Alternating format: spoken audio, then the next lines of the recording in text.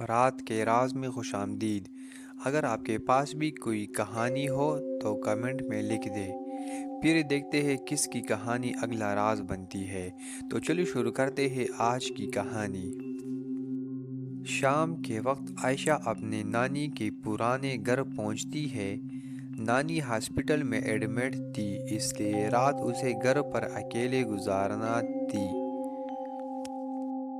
گھر بہت سونے سونے سا لگ رہا تھا۔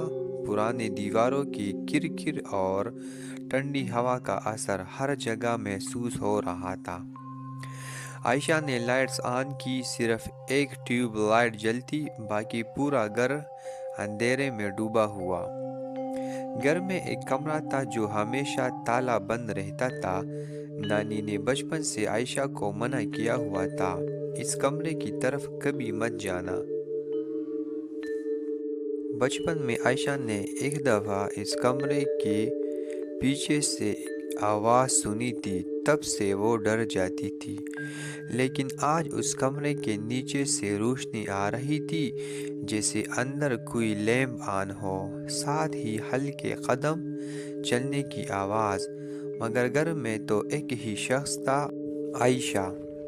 عائشہ جھک کر دروازے کے نیچے سے دیکھنے لگی، اسے اندر کسی کا سایہ ہلتے دکھائی دیا، جیسے کوئی لمبی عرصے سے وہاں گھوم رہا ہو۔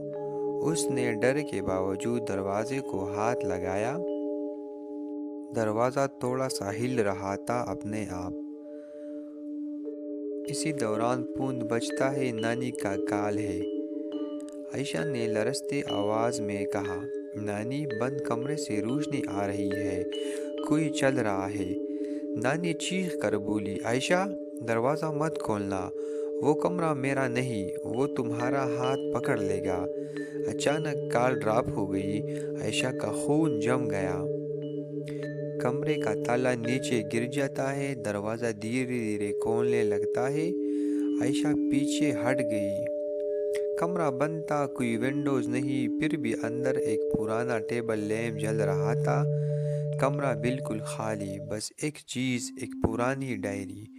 ڈائری پر مٹی جمی تھی۔ جب عائشہ نے کھولی تو پہلا جملہ تھا، جو اس کمرے کو کھولتا ہے وہ کبھی واپس نہیں جاتا۔ اس کا سانس رک گیا۔ اندر پرانی تصویریں چپکی ہوئی تھی، الگ الگ عورتیں۔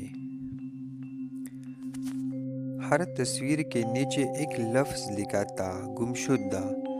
عائشہ نے آخری صفحہ پلٹا اور اس کی چیخ نکل گئی۔ وہاں اس کی اپنی تصویر چپکی تھی، آج والی کپڑوں میں، آج والی ہیئر سٹائل، نیچے صرف ایک لفظ، اگلی۔ کمرے کے اندھیرے کونے سے ایک آواز آئی، ڈائری واپس رکھ دو ورنہ جگہ تمہاری ہو جائے گی۔ عائشہ کا دل کانپ گیا، وہ دروازے کی طرف بھاگی، مگر دروازہ اندر سے بند ہو چکا تھا۔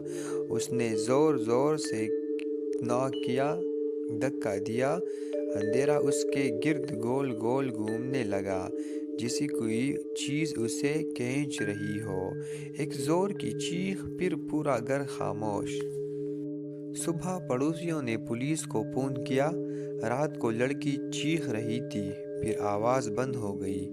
جب پولیس پہنچی، پورا گھر خالی تھا۔